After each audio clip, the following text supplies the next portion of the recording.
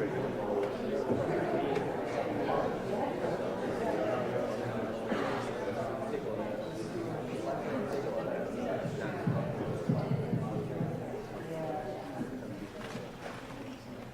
is leadership? What is leadership? What is leadership? Wait, what is leadership?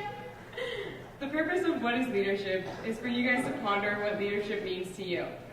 There's no one way to be a leader, and it's a very multifaceted word.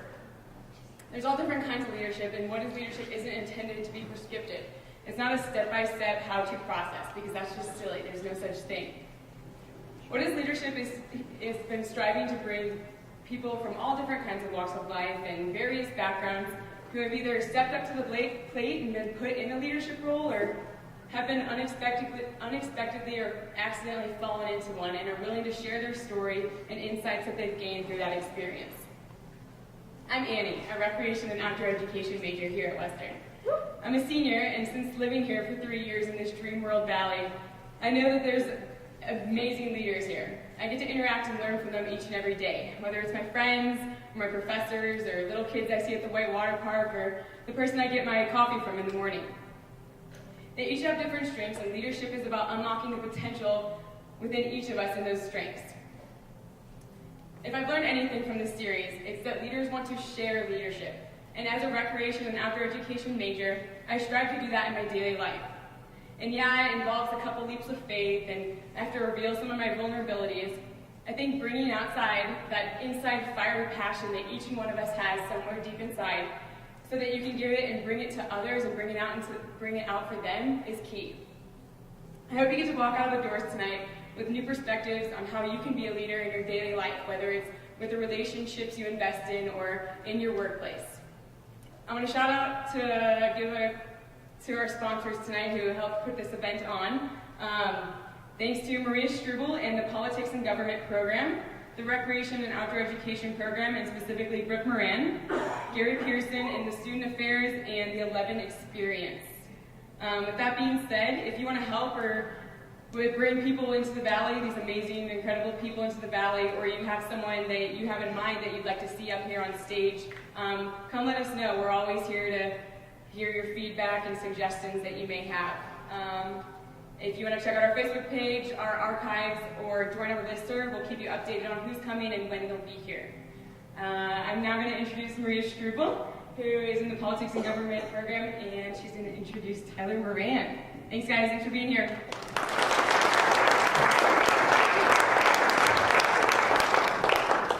Can I just be really loud?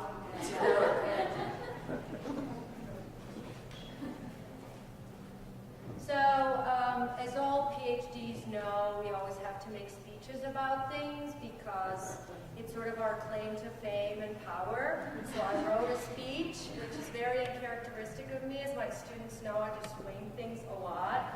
But I actually thought it was very important to say what I want to say exactly how I want to say it. And I was afraid that if I tried to wing it, does it sound like a 5-year-old? I winged it. I was going to mess up, and it's important that I don't, and so that's why I wrote that. So before I introduce our speaker, I just wanted to talk to you briefly about the importance of thinking, talking, and struggling with social justice. And so, what do we mean by social justice? The president of the university actually asked me that on email today, and if he were here tonight, he would get an answer to his question, which I tried to provide to him as well. Social justice embodies the vision of a society that's equitable, in which all members are physically and psychologically safe. And those are things we take for granted, especially when it comes to citizenship in the States. Social justice also demands that all people have a right to basic human dignity and to have their basic needs met.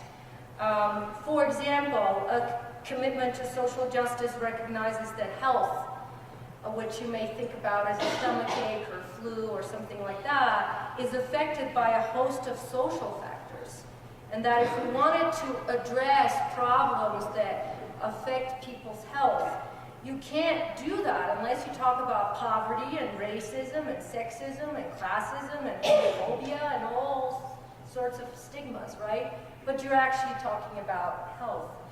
Whether you are aware or not that your thoughts and attitudes toward your fellow human beings lead to discrimination, the consequences of our actions toward other people have important implications for their ability to realize their rights and to have access to the same kinds of opportunities that, like I said, we take for granted. And that's sort of this unconscious racism that a lot of us experience or actually harbor toward other people. Citizenship is one of those taken for granted rights that probably all of you in this room share. Am I right? Is anyone not a citizen? Me, okay, good. So, in a word, promoting a just and equitable society is impossible without a commitment to struggling against injustices, okay? So it's not enough to realize in sort of a Enlightenment Kantian sense that we all share human qualities, that we're all innately important, right? We have a common humanity. But it's also necessary that we engage in discussion about what that actually means, right? And how uncomfortable it is to be commonly human with people from another country or with criminals or with the homeless. They're somehow not quite as human as the rest of us at times. So what this talk is doing is it's reiterating a commitment to human rights continuously through the process of their implementation in society, which may be really painstakingly long and ineffective one, and things don't just happen overnight. And that's very deflating to young people who want to get things moving fast, right? In the States, the myths of equal opportunity, personal responsibility, and meritocracy, though helpful in promoting a really good work ethic, really disciplined subjects, they actually have been used to justify really large social inequalities in modern society. And are we committed to ending this reality, and how? And so I think what the talk will do this evening is hopefully speak about Tyler's experiences with that, but also inspire you. I'm almost done. Before I conclude, I borrowed two questions from one of the foremost social justice theorists, John Rawls. I have to quote people, and I have a little footnote here. It's just really good writing and research to do that. Just want to shout that out to everybody, because my words by themselves may not be validated unless I put the name of a really important person associated with them, so I'm just going to do that. So there's two questions that he asks. I'm going to read those to you. Once we view a democratic society as a fair system of social cooperations between citizens regarded as free and equal, what principles are most appropriate to it? And the second one is, which principles are most appropriate for a democratic society that not only professes, but wants to take seriously that citizens are in fact free and equal, and tries to realize that idea in its institutions, right? So how can we ensure, that's my paraphrase of the important person, which makes me very important as well. In other words, how can we ensure access to equal liberties, rights, and opportunities for all members of society, but specifically for the least advantaged among us, which immigrants make a pretty big chunk of that. Because this is such an important question, I hope tonight's talk will inspire you to struggle not only against injustices you see around you, but against your own entrenched beliefs and attitudes about what's right in the world and the way the world works.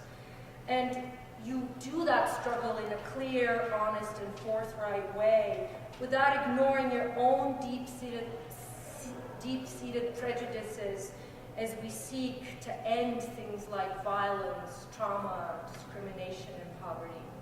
So I'll stop here. For those of you who don't know Tyler Moran or didn't get one of my million emails I sent out to campus, I'll just read a little bit about her background. It's very short, even though she's extremely accomplished.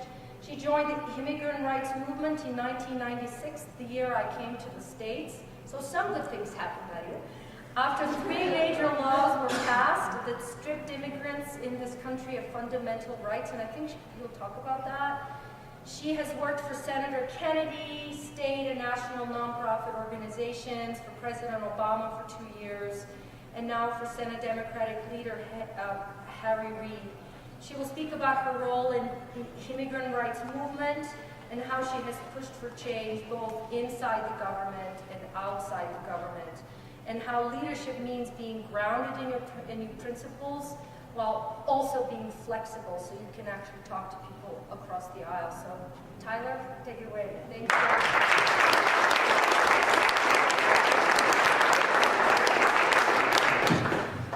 Hey everyone, thank you. Hopefully you can hear me. So thank you for the introduction and the delightful presentation, which might be better than what I'm going to talk about, but it was really useful. Thanks to Annie, my sister Brooke, and the What is Leadership team. First, I'm just really happy to be out west. I lived in Boise, Idaho for 11 years, and when I got the White House job, had to move back to DC. And the skiing is not as good, nor is the hiking, and it's really hot there, so it's really, really, really nice to be there.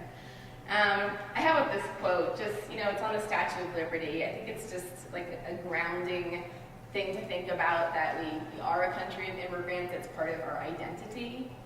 And so, as Maria said, tonight I'm going to talk a little bit about how I got into immigration policy, and a little bit about what I think about leadership, and talk about immigration, and then I'm hoping also just to get into a Q&A with all of you afterwards. So, as Maria said, my philosophy of leadership is pretty straightforward. It's knowing your values, being grounded in your principles, but being flexible in how you achieve your goals. That came a little later in life, but being flexible, that you don't need to be flexible when you're doing something. But I found that you can achieve a lot more if you figure out sort of how to work with people and recognize that people don't have to sort of say the things you're saying as long as you kind of get to the same spot in the end. So how did I start working on immigration? So Brooke and I grew up in rural New Hampshire in a family that was not very political, in a state that was very conservative and extremely white. I don't think I thought about social justice. I definitely didn't think about immigration other than being told our family came from Europe on the Mayflower. So that was pretty much the extent of any thought that I put into immigration. And so in college, I think I took a class on political theory and intro to government. And for the first time, thought about this concept of justice and the inequalities in our justice system. That kind of was like a spark that I was really interested in. And after college, I ended up teaching high school.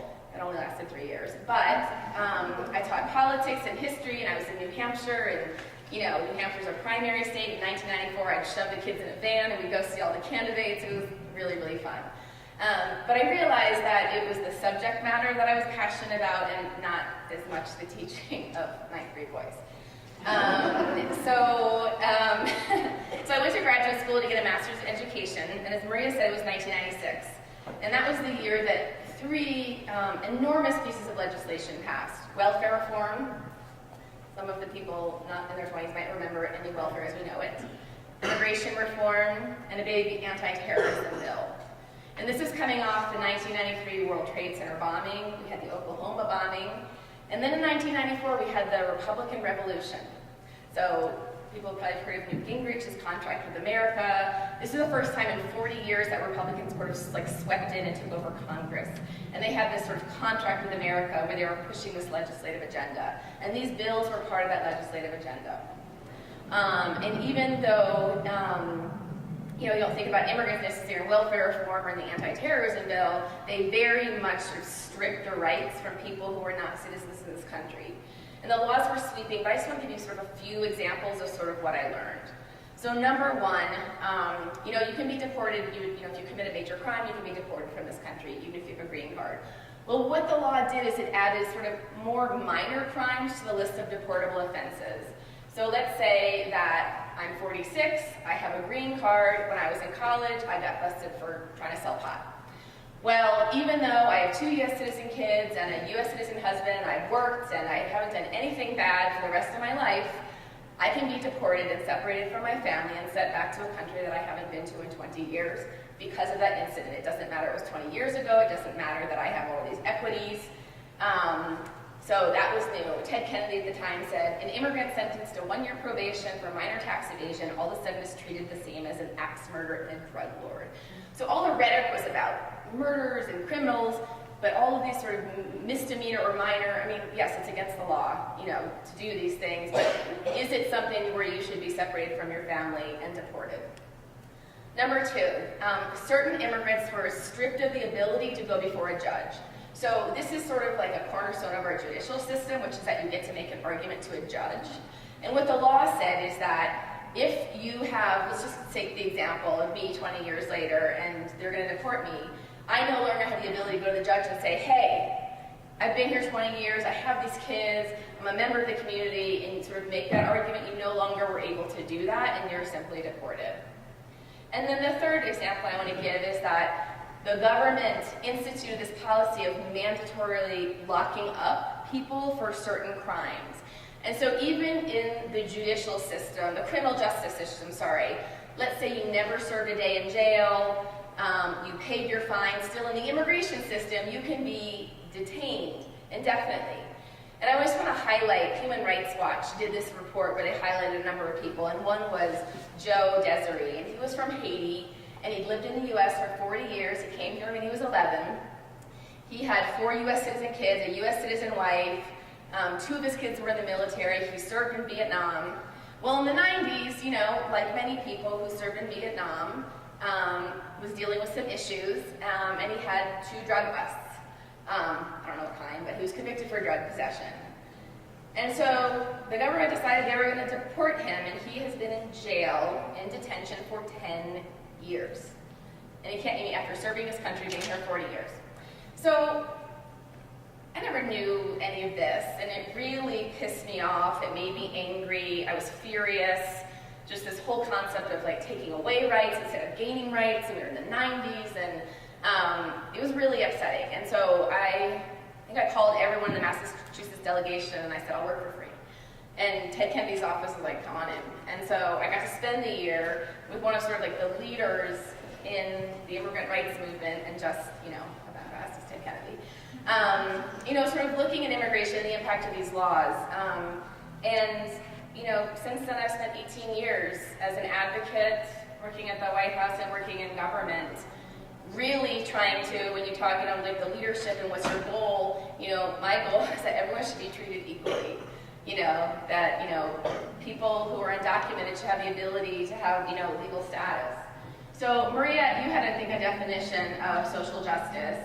You know, this is just, it's a slightly different take on the same thing. You know, basically, people are treated the same. I think it's the same concept that Maria gave. And individuality gives way to the struggle for social justice. So for me, it just like comes down to this fundamental issue of fairness and justice. And so in a very concrete way, it means I'm going to fight so a college student who came here when she was 2 years old and she doesn't know she's undocumented is able to get legal status. I'm going to fight so employers can no longer threaten workers who come forward and want to be paid and are not paid, and then the employer threatens them with deportation and is able to then bring in another undocumented worker. Right now, people are fleeing Central America, Honduras and El Salvador, or the murder capitals of the world. When they come to our borders, they are put in detention. So young mothers with babies are in detention in jail-like settings. You know, this is not okay. I'm going to fight against that. So I thought it'd be useful to talk about, what does it mean to be undocumented? Does anyone know? No social security numbers. That's good, yeah. You don't have documents here, which means you don't have a social security number. You don't have permission to be here. So I hope you can bear with me. I wanted to show a video. It's 6 minutes. Hopefully it's not too long. But I think it really, to me, is just like an accessible way to kind of show what it means to be undocumented. And it highlights this woman, Lorella. So, what am I doing this? I'm sorry, I'm a little inept at the... there it is. And then we can talk about it afterwards. because I'm awesome, but I don't want them to be proud of me because I'm awesome because I'm missing a leg. I was born in Ica, Peru. I was 2.5 when I was walking with my aunt, Mirta. 2 cars hit each other, and one was driving under the influence, and that car came at me and pinned me against the wall. I had an above-the-knee amputation, and it's a high amputation, which means that I have less muscle.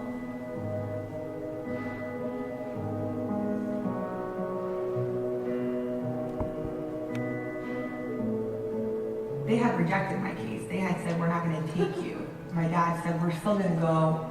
He said, oh, I want to take a tour of the hospital. And he told the tour guide that we were not leaving until he got to talk to the doctor. By the end of that trip, they had taken me as a patient. When I walked around, people would naturally stare, especially little kids. So my mother, Sheila, would say, people are going to ask you questions, and here's what you tell them. Yo tengo una piernita que se pone y se saca, se pone y se saca. And that meant I have a leg that you put on, you take off, you put on, and you take off. My mother instilled in me that I was different, but I wasn't damaged.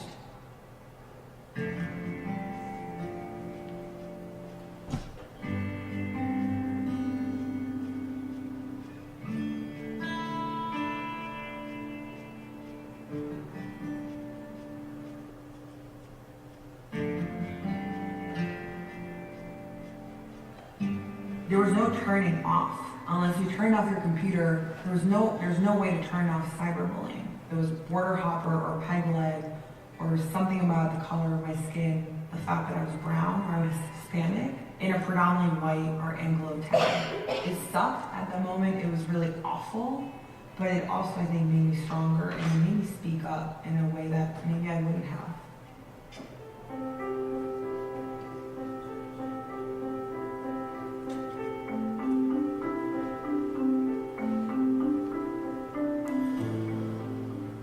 Applying to colleges, I needed my social security number to fill out my FAFSA form, and that's when my mom told me that we didn't have papers, no tenemos papeles. I had been undocumented for 8 years before I knew.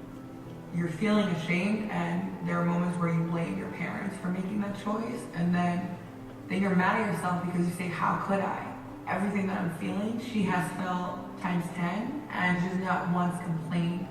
So it was sort of juggling all of that and trying to figure out what's next.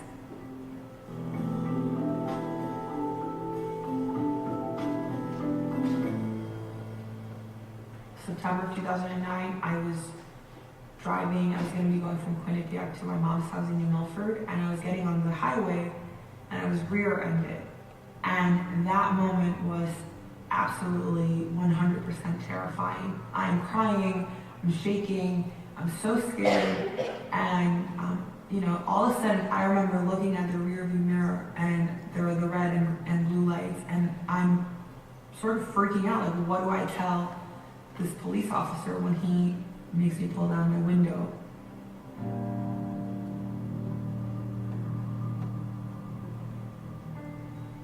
Tim, who's now my husband, we were housemates, that's how we met each other. We were having pizza one day, and he asked me, what's going on? And I said, I'm undocumented. And I was crying, and he looked at me and he said, so what? What is the big deal? It was such a powerful moment for me because I carried all this anxiety about what it meant to be undocumented and how people around me would receive it. Would they accept me? Would they not want to be associated with me? And I think Tim's response really captured for me that I'm a human being.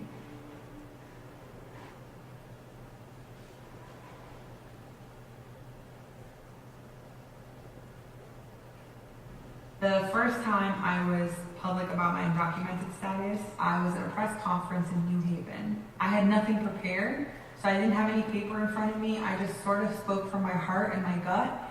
And that was the first time I looked into the cameras and I said, I am undocumented. For years I learned to be quiet and to live in the shadows and to hide. I would not be able to have stood here a few months ago and to share this with you.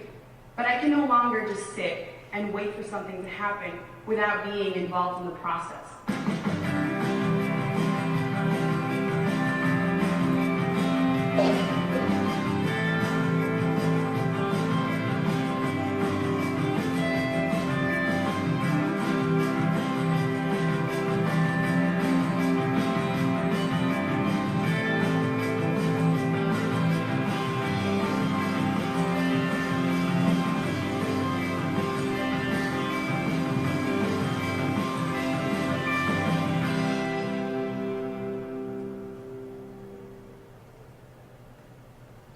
Hi, Monday. Lorena, ¿cómo va tu trabajo? It's good. I think I'm going to Florida next weekend. For what? The Democratic Hispanic Caucus has their annual gala. In 2013, it was Mother's Day. We were FaceTiming with my grandmother, but my grandmother had very advanced severe Alzheimer's. And I turned to my mom and I was crying and I said, Mom, I promised you that we're going to get comprehensive immigration reform done and you're going to be able to go back and care for Grandma. Less than a year after that, my grandmother passed away. And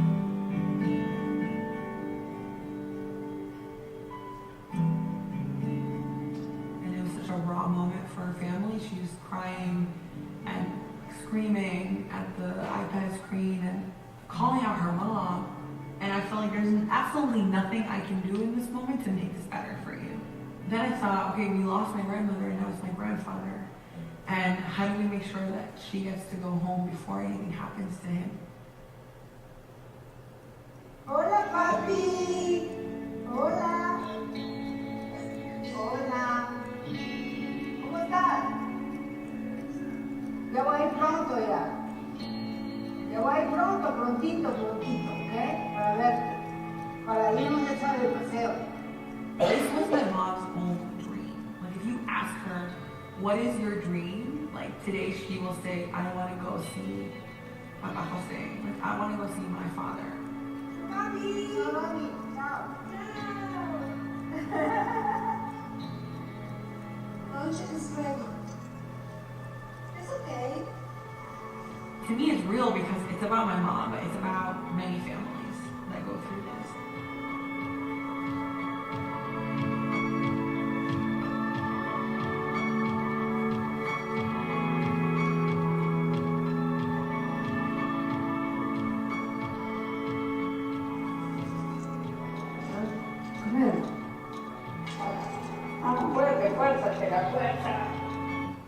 Okay. So, sorry, I'm trying to figure out how to do this now. Lights back now? I'm sorry. Okay. So I know that was a little long, but it highlights a couple of things. I think, Lorella is one of 2 million kids and young people that live in this country that she's not undocumented anymore, but that are undocumented. It's a really familiar story of people not knowing until they go to get their driver's license or they fill out their FAFSA form and their parents just haven't told them because they didn't want to feel different. And there's really nothing that they can do if you're here and you're undocumented. There's very few avenues that I'll talk about in a little bit. And as you saw, they call themselves dreamers. And they call themselves dreamers because there is a bill that's been introduced every single year since 2001 called the DREAM Act. And what it does is it gives people in Lorella's circumstance an ability to get a green card if they go to college or if they serve in the military.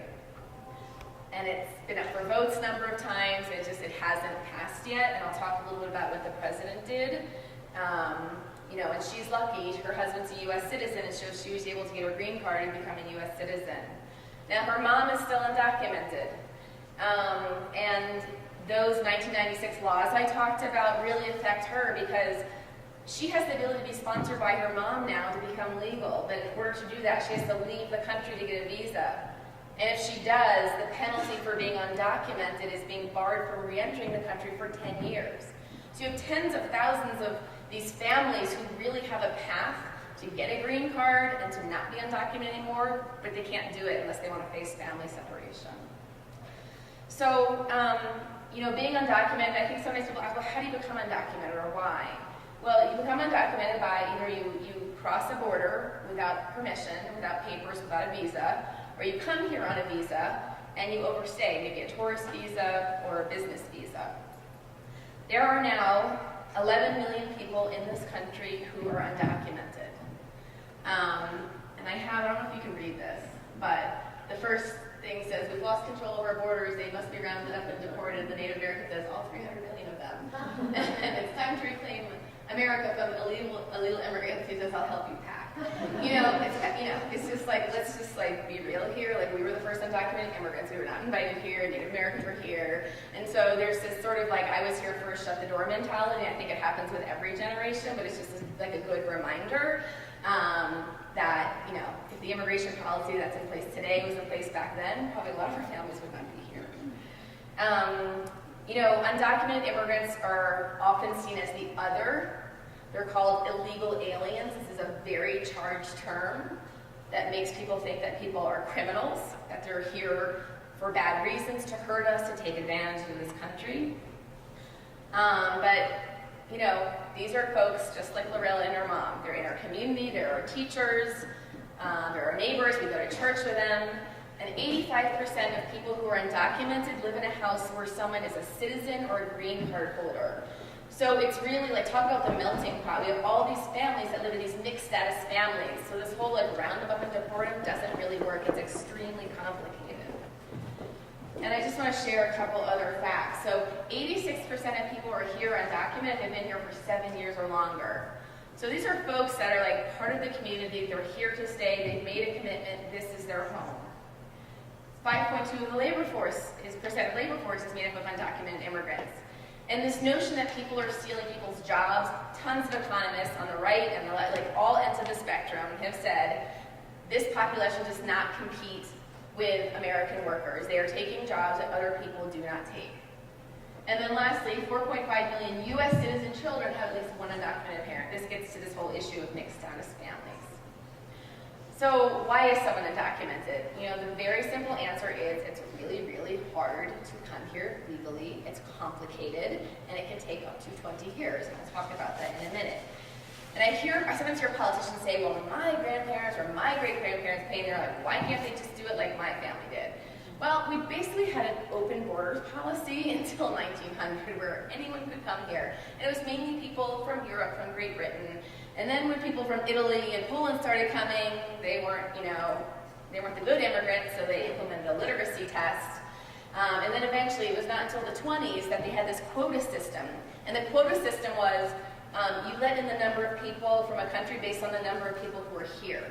So it was highly geared toward European, white, well-educated people. And it wasn't until 1965 that JFK and then Johnson passed a law, the, Immigration and Nationality Act of 1965, and it completely changed our system. So now you come here based on family relationships or employment, and I'll cover that in a minute.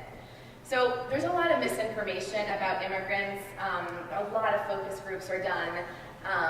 And the same things I heard 20 years ago, I hear today. So I just want to run through like a couple of facts. One, you can't go to the post office and get a passport. Like, people are not undocumented because it's a great thing to do and they refuse to be citizens. It's actually really, really hard. Our legal immigration system is complicated, it's long, it's outdated. So, and it's a lot of information. But, you know, we have a family system where there's 226,000 visas a year, and they allocate them based on a priority. And then each country is capped. So no more than 7% of the visas can go to any one country. And so there is more demand than there is supply for visas. So let's say I'm a U.S. citizen and I want to sponsor my unmarried adult child. Well, depending on what country my child is coming from, it could take anywhere from 7 years to 21 years. And on down. You sponsor a sibling, it can take up to 18 years. So right now, there's 4.5 million people waiting outside this country to reunify with a family member. Employment. Our employment-based system also is allocated sort of on the number of visas, but as you can see, it's very geared towards people of extraordinary ability, advanced degrees.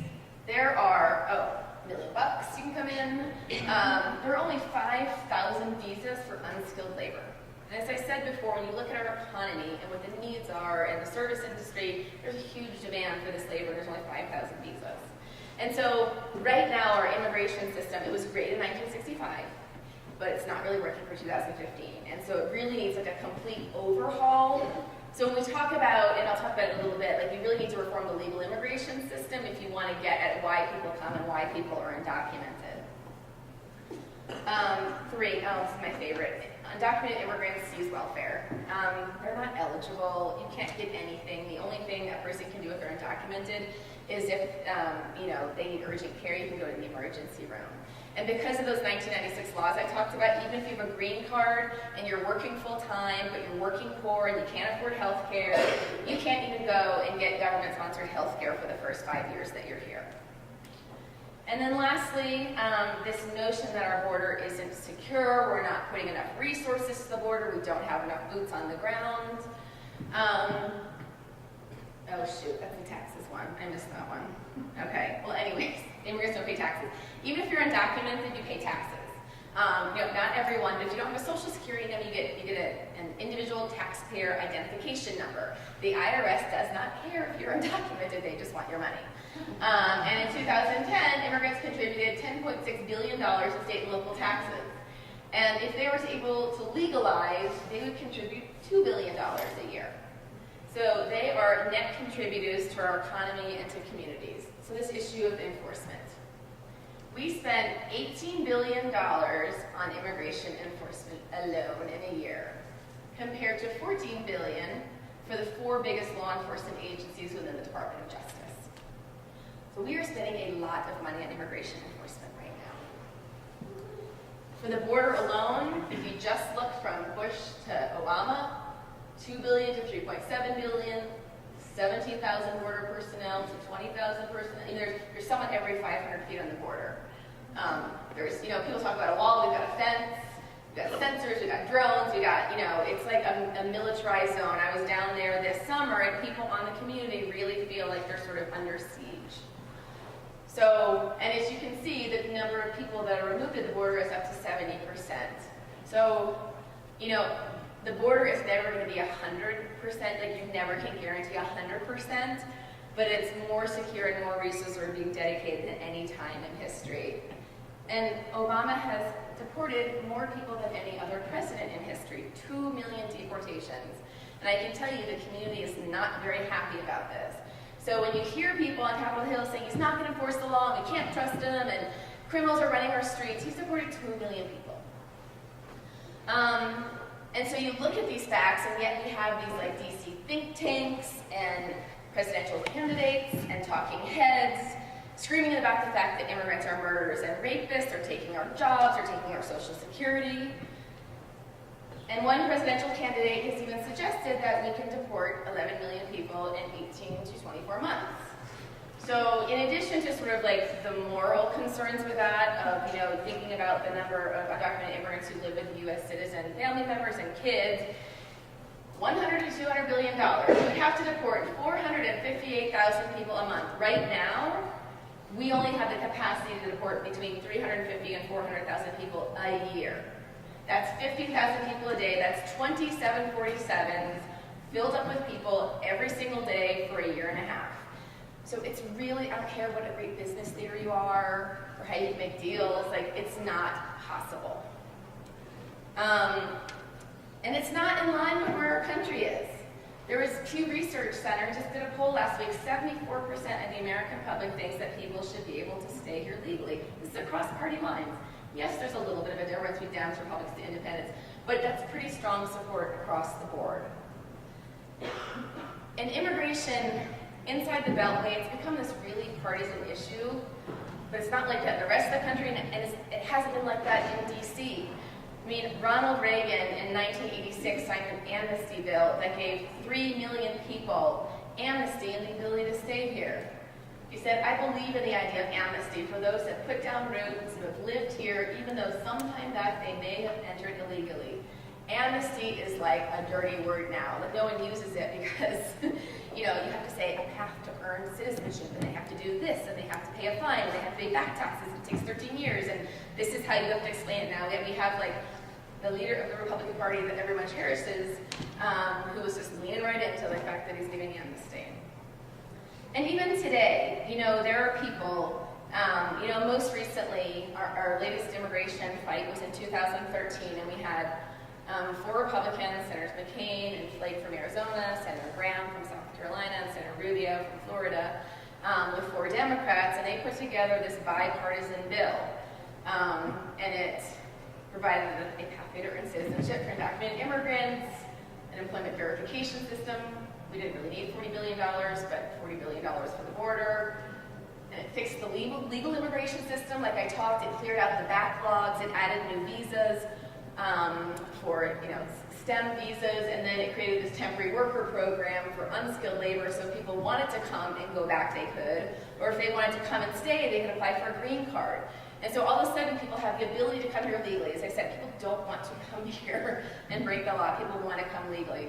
You know, it passed with huge support. There were 14 Republicans, and it was a huge victory. And it also, you can't read the damn thing, but there's no way I'm going to see this, but the Congressional Budget Office is called scoring a bill.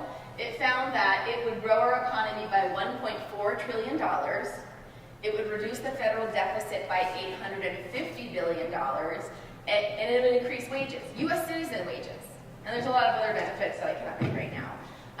But this is like a net plus. And we're talking right now about these budget deals, and there's a huge fight right now in Congress about like lifting the caps.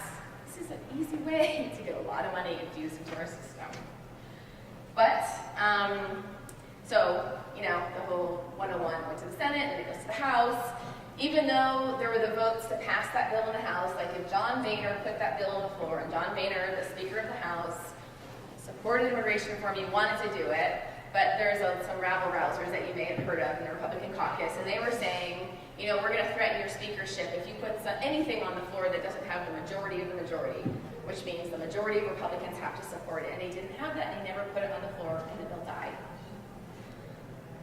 And so, and this is, you know, we were talking about like quick wins. 18 years later, still no bill. We went through this in 2005, 2006, 2007, but Hope Springs Journal. So what do you do in the face of inaction? So I don't know if this is helpful, but you know, I sort of talked about like sticking to your principles. So like my end goal, and someday before I die, we will pass a comprehensive immigration bill that legalizes the undocumented population, that people are treated equally. But it became clear after the defeat of that bill in the House that that just was not going to happen. And so, you know, one thing is you can be strategic. So after the defeat of the 2007 bill, which by the way, the Bush administration put huge political capital in, and we still couldn't convince Republicans. So after the defeat of that bill, we thought, okay, like let's focus on the states. Let's figure out what's going to help people in their day-to-day lives. And what we heard from the community was, I need a driver's license. Like, I need to bring my kids to school, I need to go to work, I need to go to the doctor, and I'm really afraid, like Lorella, that I'm going to get stopped. They're going to ask for my license, and I'm not going to have it, and they're going to fingerprint me, and then ICE, that's the agency that deports people, they're going to figure out they're going to deport me. So we started a campaign in different states to pass driver's license laws. And, you know, Colorado was one of those states, and other states where, you know, they're not liberal states. And what we did is we went to different people who had different voices. So we went to law enforcement, and they would be in the public saying, you know what, licensed drivers are safe drivers. This is good for public safety. I don't really want to waste my local resources stopping someone and booking them because of the license. I'd rather, you know, catch real criminals. We had teachers out there saying, like, you know what, our kids really need to be able to get to school safely. We had insurance companies saying when everyone is insured, then everyone's insurance rates drop. And so we sort of like had all these voices out there and unlikely allies. And as of today, we have 11 states, DC and Puerto Rico, where there aren't any immigration status requirements to get a license. Now there's a lot of work to do. But you know, California's a huge state, and efforts are still ongoing. And there's a lot of efforts like that going on. So you can just like help the day-to-day, you know, in a person's life. 2, consider pushing for small wins. So as I said, comprehensive reform is really like the dream. It's what we need. You know, you can't just have border security. You can't just legalize people. You can't just do the legal immigration system. You need everything. But again, after the last defeat in 2007, we decided, let's think smaller. So the DREAM Act. It had bipartisan support. It's like kids who were brought here when they were young. It's a really compelling population, and so we pushed for that. And again, we looked to, you know, sort of teachers who were talking about how their kids will succeed better if they have legal status, and kids advocates that talked about the well-being in the family, and religious leaders talking about welcome the stranger. And we got a vote. So that year we got a vote in the House of Representatives, a bipartisan, overwhelming vote. All the kids were in their caps and gowns watching the vote. It was pretty amazing. And then it went to the Senate and it died. So, the next thing, be creative. So, after these defeats I've talked about, 2006, 2007, 2010, people were getting a little fired up and they were frustrated and thinking Congress is never going to do this. It's not when I was there. But they think they're never going to do it. And so I was at the White House at the time, and a lot of pressure started to be put on the president to do something. And so ultimately, he worked with the Department of Justice to figure out what he can do within his own authority. And the policy that they talked about in the Video Deferred Action for Childhood Arrivals, DACA, he announced that program in June of 2012, and what it does is it says to dreamers, we're going to give you temporary reprieve from deportation. So the president doesn't have the authority to give them the green card, he doesn't have authority to give them citizenship, only Congress does that, but he does have the authority to say we're not going to deport you and we'll give you work authorization. And that we're going to prioritize like murders and national security threats, and we're going to deprioritize dreamers. So that program has been in effect for 3 years now. 680,000 dreamers have gotten DACA to date. It is going to expire a few months after the next president is elected, and they're going to need to decide, do they continue the program or do they get rid of it? There is an effort, I think it mentioned here, to defund these programs, and there's litigation going on right now for the second program that was announced for parents. And so the last thing is sort of like, make your voices heard. The dreamers to me are just so inspiring. When I worked at the National Immigration Law Center, we were their fiscal sponsor, and these kids would come in, they were scared to say they're undocumented, and they didn't want to talk to policymakers, and the DC groups sort of never let them in the room, and now they're like a force to be reckoned with. They have these undocumented and unafraid t-shirts, they use social media, they do civil disobedience, they do sit-ins. It's like, people are scared to touch them now. We had, there was a Republican bill this last year that tried to defund this DACA program and the one for parents. And we had people going to the Senate floor with these pictures of these dreamers, and the Republicans were like, stop it, we're not teaching the dreamers, no.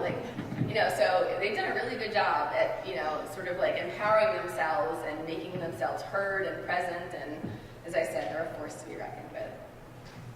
So, like in each of these sort of like fights that I've talked about, there have been wins along the way. It's sort of, as I said, it's sort of all grounded in this principle for me in terms of leadership is like, do what you believe in, do what you're grounded in, people should be treated fairly, the system should be just. When you're working in politics, at any level, you have to be sort of creative and strategic. Not a lot of people want to stand up and like fight for undocumented immigrants. And so you have to kind of like figure out where people are. So one senator might not want to say that they want to give legal status to an undocumented immigrant, but they can talk about a dreamer. Or another senator is Catholic, so let's have a bishop call him. And another senator was like a local prosecutor, so let's get a chief of police from his city to call him. And so you like figure out, it's sort of like by being flexible. I don't need everyone to be like, woo, undocumented immigrants, but it's more of like, if you have this end goal, it's like, what are these different ways to get people to that point, so we eventually can get a win. And I have to say, I know I mentioned a lot of defeats, but when I think about 2006 to 2013, 2006, the anti-immigrant group was so loud, they just shut down the phone lines, trying to shut down this bill. This time around, it was not just the immigrant rights community, evangelicals talking about welcome a stranger, law enforcement, and they're, walking around in their uniforms around the halls of Congress, business leaders. I mean, it was really sort of like the broadest coalition that there's ever been, and that's why it was so disappointing we didn't get that vote in the House. So we're moving into a presidential year, which means nothing will happen in Congress. And there'll be a lot of like fighting and back and forth. So, there's no immigration bill in your future. But as I said, it's gonna happen. There was a little wake-up moment after the last election. George Bush got 42% of the Latino vote. Mitt Romney's self-deportation, he got 27%. And sort of the math has been done, which is like you can't win a presidential election if you alienate the Latino vote. Like it just doesn't add up. The white older people, the population is going to get smaller and smaller and smaller. And so something's going to have to change, whether it's a Democrat or Republican who's elected next time, we're just going to have to address this issue again. So I have no idea what many of you thought when you thought you were coming to an immigration talk, but I guess I ask you, like, if this raised some questions for you, kind of do the research, like go to a credible source, don't listen to talk radio, don't read those crazy emails that your relatives forward you about people like stealing your Social Security. You know, I mean, the facts are out there, and I'm not like citing these like left-wing places when I put up these statistics. These come from like hardcore tax economic, you know, analysis. And just learn the facts, because as I said, you know, these facts are there, but you do this polling and people just still have this belief, like people are taking and they're not giving. And if you feel fired up about what you're hearing, like do something about it. You know, I mean, you have a representative, you have a senator. You know, so many people are like, oh, my call doesn't matter, my letter doesn't matter, you know. And I'm telling you, we answer every single letter that's sent to us. We log every single phone call, and so does every other office. I know, my father calling Gene Shaheen twice a week because of this, but anyways. You sort of realize, like, the power that you have. And when you get your friends and you organize people like the Dreamers did, like, people really start paying attention. Like, you are voters, you are citizens. And if, you know, if immigration isn't your thing, well, then figure out what is. Like, what drives you? What do you care about? Like, get motivated, figure out what you want to change. You know, and I get that people sort of like hate Washington. The polling, it's like public support's like 11% or something. It's just terrible. Although I think it's really fun. But you know, but in the last election in 2012, it was like, what was it? 40%, 57% came out in the last presidential, and the midterm was 35%. It was the lowest in 70 years. So, like, people just, like, need to get it together. If you don't like the people who are there, then elect someone new. They are counting on you not showing up. They're counting on you not caring. They're counting on people just not paying attention.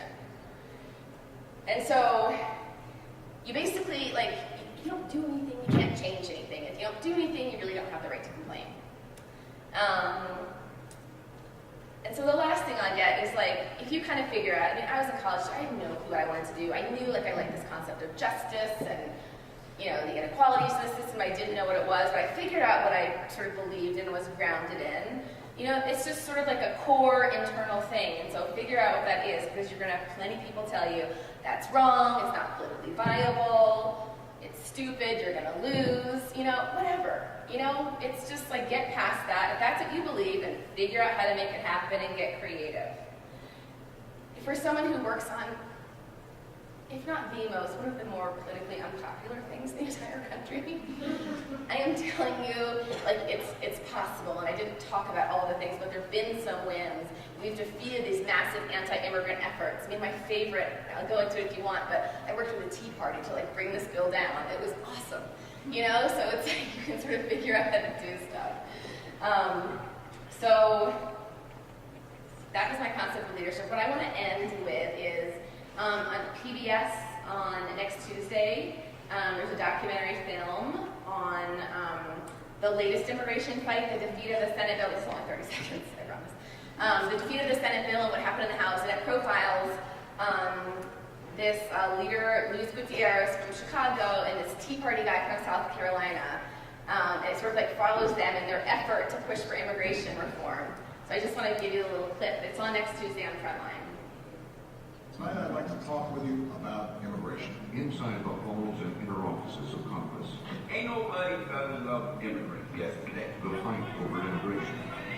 I mean, it self-enforces. It doesn't depend on the whim of any president. And how Washington really works. I expect some House Democratic types to try to shut it down. Congress talks, but doesn't act. Watch online or on air beginning October 20th.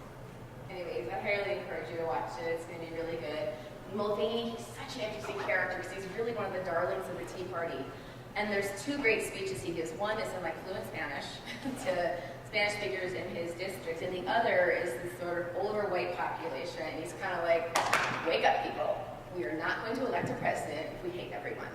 So we really need to find a way to be understanding and talk to our neighbors and like figure this out. Otherwise, we're going to be sitting in a room talking to ourselves. So it's just totally interesting. It's just like appealing to as I said, like he's not going to be like, yay, legalize everyone. But he's like appealing to their political nature, which is like we're going to be screwed if we don't do something. So, anyways. With that, I am happy to answer questions. talker, so if there's anything you